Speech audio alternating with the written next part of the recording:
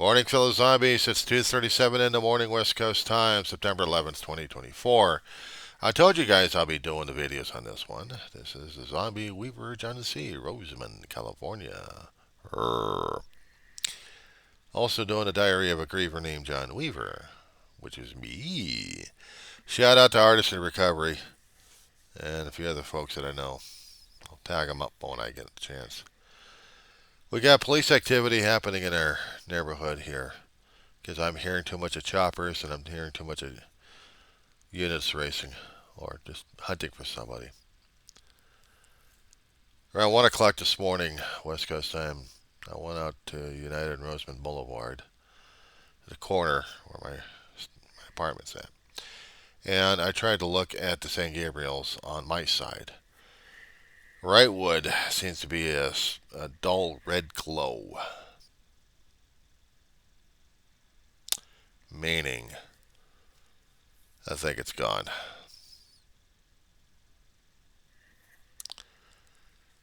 I'm going to miss the lines of light out there. Going to miss them.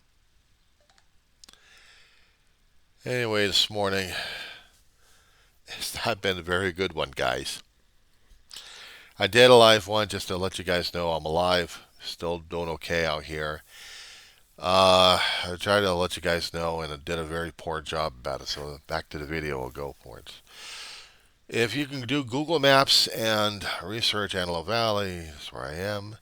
And if you look into southern regions, you'll see San Gabriel area and the Angeles National Forest in those mountains.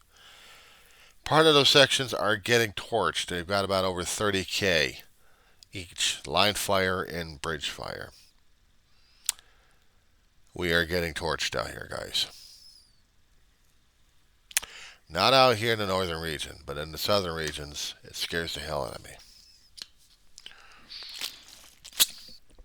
Long time ago, when I got out here in the valley with my family, I seen different areas of the mountainsides going up in smoke.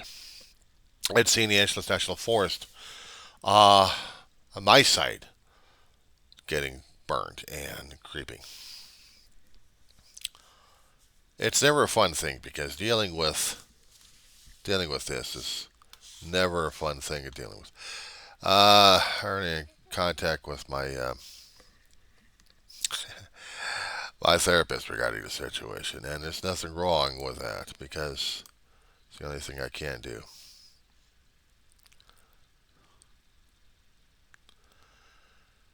We had smoke this morning because we had the winds blowing some of the asphalt and fumes over our way to the northern area. So we're able to smell this monster, this fiery monster out there. And it's scary as hell. You guys ever been in forest fires or close to them? You know how the anxiety level goes up. You can't sit straight. You can't sit still. You can't be still. I'm feeling it. I got the anxiety levels going like crazy at this point. So yeah, they are driving me nuts. I know I am miles away from this stuff, but I also know that if fiery ash happens to land in certain areas, we got things being torched, and it's scaring the crap out of me. It's scaring the crap out of me. It should. So I don't know.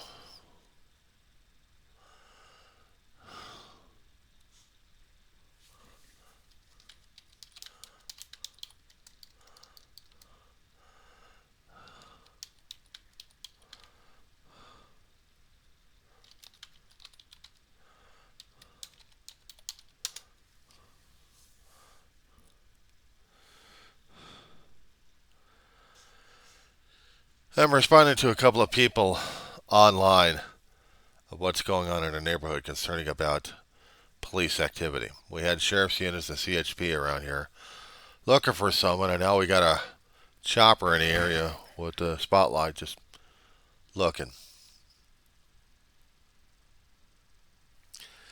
Maybe they'll be finding somebody else with a torch job going on and they'll stop him, hopefully. Okay, so if I can draw your attention to the Google Maps again. I know, but I'm going to do this to you folks anyway. So if you look at the Antelope Valley, the wedge shape area that we have over here, and kind of scroll it over to Roseman Boulevard, to Roseman, the town right next to Edwards Air Force Base. In that general area, you'll look at the area. It's got scrub and it's got brush. It's got chaparral in the area. And we've got burnables out here. We got burnables out here in Kern County. We got burnables on Edwards Air Force Base. And I'm always afraid of this stuff going off because if there's any ashfall coming from different fires that have got you know, a fiery agenda to itself, we're feeling it. We're seeing this damn thing, and it's terrifying. So right now I am just I'm getting reactions on this thing on Facebook. Wowzers. I'm scared of fire. I mean, I can look at a flame like, okay, fine, it's flame. Flame in an apartment complex, not fun. Flame in an apartment, not fun. Flame somewhere else, staying away from it. And my town of Roseman, terrifying. I've lived in an environment where I had been surrounded by forest fires before. Living in the San Fernando Valley for almost 40 years, 38, give or take. I had seen fires in different portions. It's one thing seeing a house fire or a commercial building. Seeing along the hillsides and mountain areas, yeah, so that's definitely got me going at this point.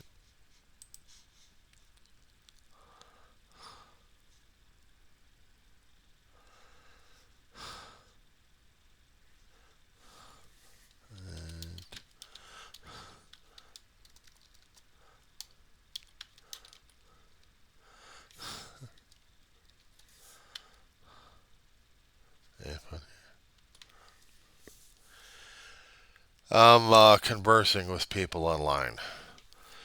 The thing is, what's driving me crazy is seeing all these reports of damage out there. It's heartbreaking to see homes and businesses that you once knew and territories that you crossed many times, seeing them up in smoke, knowing that you won't have them back again. It may be rebuilt. Nature will try to rebuild itself in about 20 years or less with growth, hopefully. But it's the businesses that made the area their home that and made the area a caricature of sorts, that I won't be able to see back again.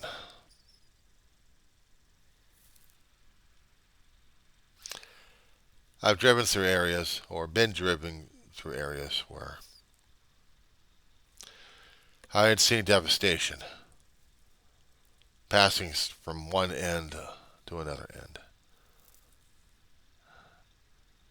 I'm nervous enough anyway. I've seen it, heartbreak, and just really didn't want to go through it.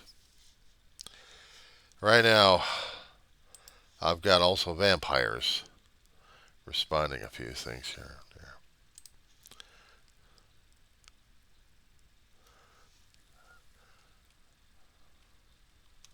Okay. Where the hell are they searching through?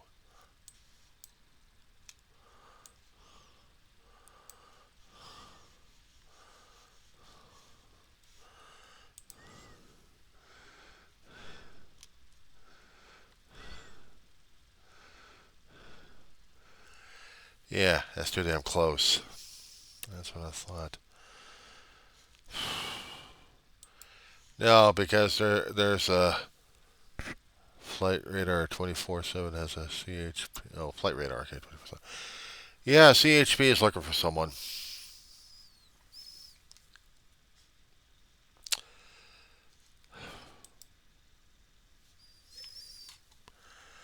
Uh, to the anxiety.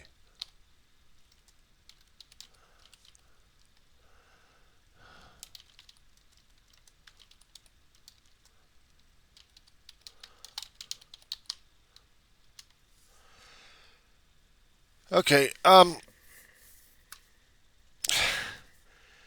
Emotionally, I'm a wreck right now.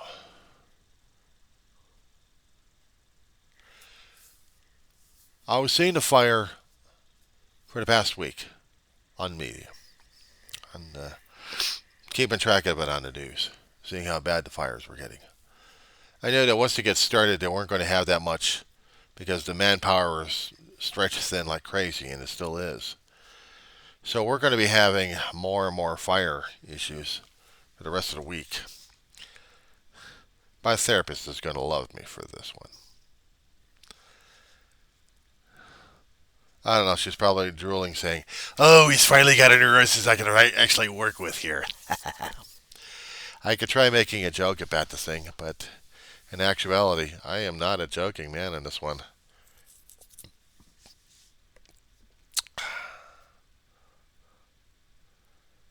It's never been easy dealing with fears and phobias like this. It's never easy to face them, but I'm trying to face them. I'm also saddened about other areas that have been destroyed. I'm grateful right now that we haven't been destroyed. During July 4th weekend this year, we almost been. A couple of trash can fires set by neighbors. I don't know if they're still here or not.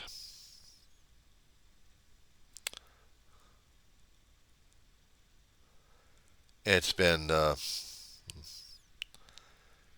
a good year for me, that's for darn sure. Now, if I'm going to be getting to the politics of things happening, I saw the fiasco. I saw the fiasco last night. I was looking forward to it. I wanted to get something on record so I can keep it for my own journals. Because yeah, I saw it, and first 10, 15 minutes, I think old gas bag was doing his tricks, putting her down, and then she gets up to the plate. She had to study. She had to study him. She is a prosecutor, and she has to study what the defense has got so she can do counterclaims. To present a case to the American public and to the world, she has to build upon it. She has to know his strategies, and she's got to counter him. And that's what she's been doing. I think she did a pretty good job. She had been showing a hell of a lot of exasperations on her face at this point over here. Every time he kept saying something, he never did look at her. He just looked at the camera. He just looking at and glowering and lowering, and just barreled on. But he didn't look at her directly, indirectly, but not directly. And she was looking at him directly and firing away, and back at the camera to talk to the American public and also talking to the press. And Trump had been very combative. He hadn't gone to the point of mutilating her name, but he had been going on his golden oldies again, which hasn't been helping him in his polls either. But he'd been doing it because he's doing a rally situation. He's trying to do a rally. And without the audience to fuel him up, to make his ego be fed, he's only depending upon his own self, and he was failing miserably, I think. I know the pundits will be going on this one. They'll be talking about this one for hours on end. For me, the local stuff is more important. A few days ago, we actually had more utilities being shut down in Rancho Palos Verdes because the slide situation has terrified the utilities companies out there. It's an indirect way of forcing people out of the homes because it's become untenable. If they're seeing more and more damage to more and more earth movement, they've got a more of a case. But the problem is the insurance companies out here won't cover them. These folks have been screaming for help, for Gavin Newsom to help. It's not helping much. It's not helping much. I wouldn't be surprised if there was another recall election coming up. I imagine Gavin Newsom of California is having issues that he can't deal with. The fires that we have in California. He's looking at the cost involvement. He's looking at insurance companies, if he's smart enough there. He's also looking at real estate and human values at Rancho being threatened. Having a way, trying to figure out how to figure this problem out.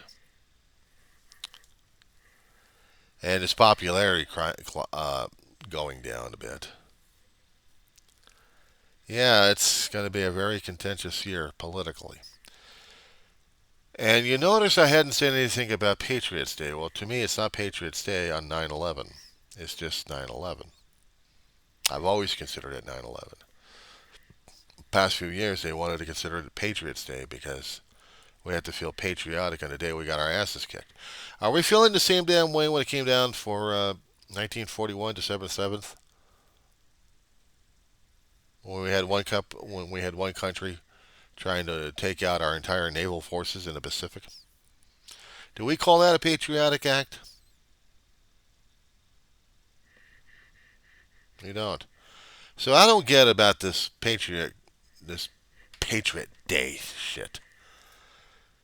It's an insult to those who've died on it. They're trying to make them up as martyrs. They're victims. They're not martyrs. We're dying for a cause.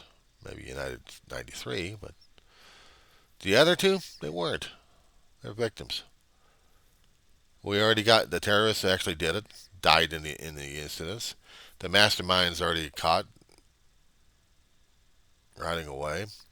Actually, the mastermind is already rotting away in the ocean waters.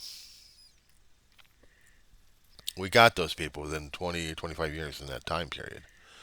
But we also wasted a hell of a lot of lives trying to stabilize a few regions here and there.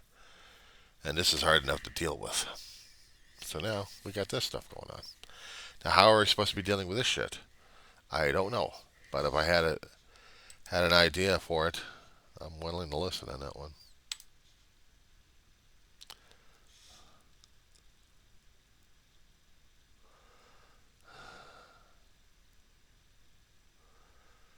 Okay. So the police pursuit's already moved away from our territory.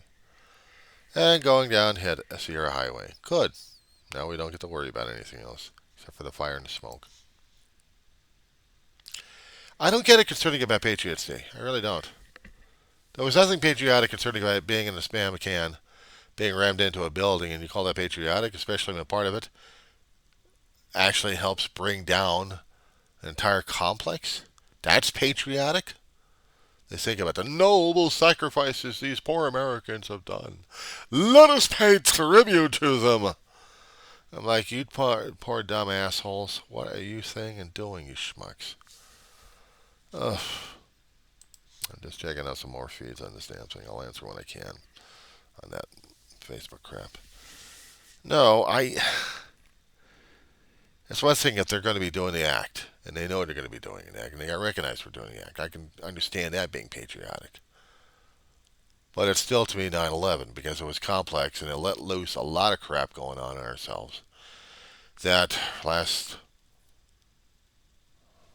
quarter of a century, roughly, we'd gone ape with our own attitudes, with our own values, with our own insanity, trying to kill people left and right because we want to get to the people who tried to kill us.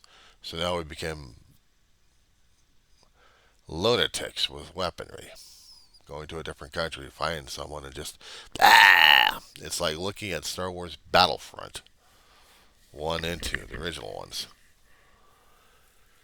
And going crazy on electronic field, except this one is a regular field of blood and guts and human lives and families and everything else torn apart. It's terrifying. And we're not done with it yet.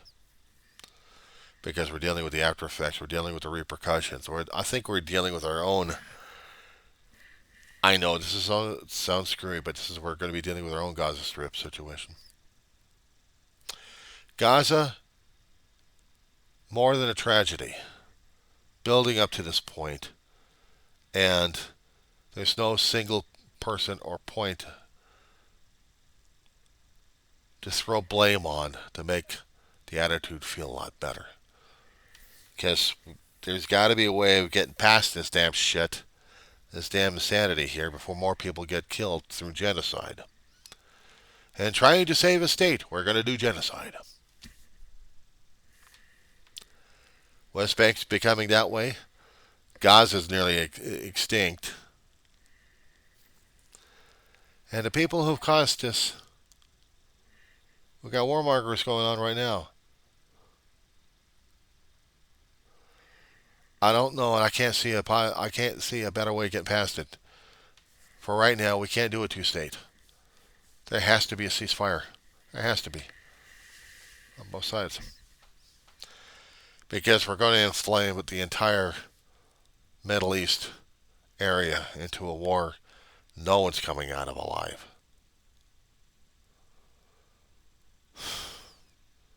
Hell, that was bad enough. So yeah, these things are happening in my world right now, as it is.